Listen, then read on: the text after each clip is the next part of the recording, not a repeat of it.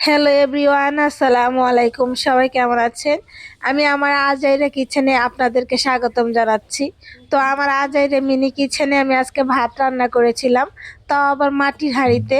তো ভাতটা হয়ে গেছে পরে আমি মার গালিয়ে নিয়েছি, আর এখন ভাতটা আবার বসিয়ে নিচ্ছি। আগেকার যুগের মা চাচিরা বলতো যে ভাত রান্নার পর ভাত বসাতে হয়, তো আমি একটু বসিয়ে নিলাম। এদিকে চুলার আগুন কিন্তু দাউ দাউ করে জ্বলছিল। তো এই আগুন দেখে কিন্তু মনটা জড়িয়ে যাচ্ছিল যে কি সুন্দর করে জ্বলছে এই ছোট্ট মিনি কিচেনে, মিনি চুলায়। যাই হোক, আমার মিনি কিচেনে কিন্তু অনেক কিছু আইটেম রয়েছে। এখানে দেখতে পাচ্ছেন আমি এখানে অনেকগুলা ঝুড়ি ভরে সবজি রেখেছি। এখানে আমার গোলা ভরা ধানও আছে। বড় হাঁড়ি ভরে কিন্তু আমি চালও রেখে দিয়েছি একেবারে ধান সিদ্ধর পাতিলে। আর এদিকে আমি ডাল, বড় বয়ামে ডাল রেখেছি, ডিম, মশলা সবই রয়েছে। কারণ আমি হচ্ছে বড় গৃহস্থের বউ।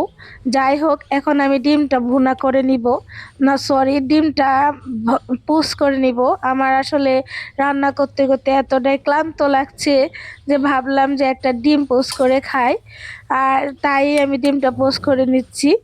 আর এইদিকে আমি চিন্তা করছি 3টা ডিম একসাথে সিদ্ধ করে নিব, কারণ সিদ্ধ ডিম খেতে আমার খুব ভালো লাগে। আমার খুব ঠান্ডা লেগেছে, ঠান্ডা লাগার কারণে আমি বয়স দিতে কষ্ট হচ্ছে, তবুও দিচ্ছি।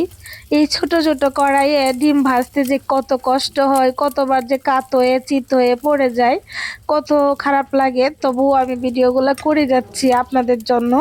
আপনারা যদি আমার পাশে থাকেন তাহলে আমি অনেক সুন্দর সুন্দর ভিডিও আপনাদের উপহার দিতে পারবো।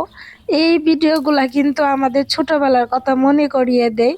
আমার বেশ ভীষণ ভালো লাগে ভিডিওগুলো করতে, এবং যদি আপনারা দেখেন সাপোর্ট করেন তাহলে আমি আরও সুন্দর সুন্দর মিনি কিচেনের ভিডিও বানাবো, আর আপনাদেরকে শৈশবে ফিরিয়ে নিয়ে যাব। আমার এই চ্যানেলটা একদম নতুন, এই চ্যানেলে আমার একটাও সাবস্ক্রাইবার নাই।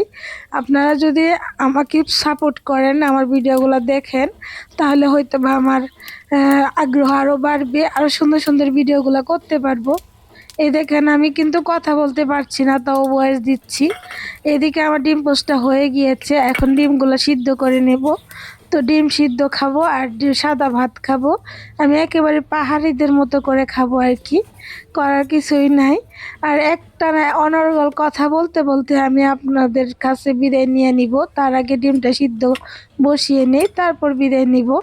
তো আমি পাতিলটা বসিয়ে দিয়েছি। পাতিলটা কিন্তু আগে একবার ব্যবহার করেছি, কারণ এটাতে আমি চা জাল দিছি। সিলেটে গেছিলাম তখন কতগুলো পাতা নিয়ে আসছিলাম, ওই পাতা দিয়ে আজকে চা রান্না করছি। আর এটা যেহেতু একবারে সরাসরি পাতা দিয়ে বানানো, এটা খুবই ভালো লাগছে। ঠান্ডার মাঝে এই চাটা খেতে আমার ভীষণ ভালো লাগছে। তো যাই হোক, ওই পাতিলেই কিন্তু আমি এখন ডিমগুলো সিদ্ধ দিয়ে দিচ্ছি। তো এগুলো বড় বড় ঘোড়ার ডিম।